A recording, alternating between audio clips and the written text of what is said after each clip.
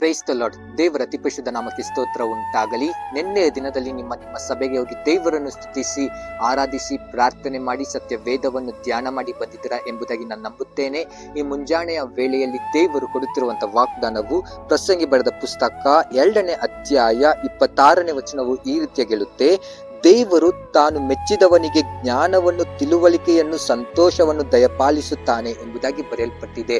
ದೇವರ ಜನರೇ, ದೇವರು ಮೆಚ್ಚಿದವರ ಮೇಲೆ ಜ್ಞಾನವನ್ನು, ಸಂತೋಷವನ್ನು, ತಿಳುವಳಿಕೆಯನ್ನು ದಯಪಾಲಿಸುತ್ತಾನೆ ಎಂಬುದಾಗಿ ದೇವರ ವಾಕ್ಯದ ಮುಖಾಂತರ ಮಾತನಾಡುತ್ತಿದ್ದಾರೆ. ಹಾಗಾದ್ರೆ ನಾವು ದೇವರಿಗೆ ಮೆಚ್ಚಲ್ಪಟ್ಟು ಅದರಂತೆ ನಾವು ನಡೆಯಬೇಕು.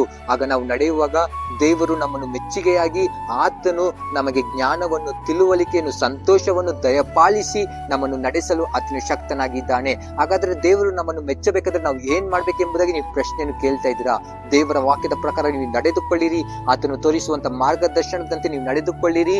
ದೇವರು ಹೇಳುವಂತ ಪ್ರತಿಯೊಂದು ಮಾತನ್ನು ಕೇಳಿ ಅದರಂತೆ ನೀವು ನಡೆದುಕೊಳ್ಳುವಾಗ ದೇವರಿಗೆ ನೀವು ಮೆಚ್ಚುಗೆಯಾಗಿ ಆತನು ಈ ವಾಗ್ದಾನವನ್ನು ನಿಮ್ಮ ಜೀವಿತದಲ್ಲಿ ಪೂರೈಸಲು ಆತನು ಶಕ್ತನಾಗಿದ್ದಾನೆ.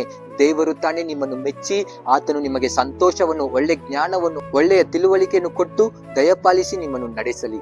God bless you. Have a blessed week ahead.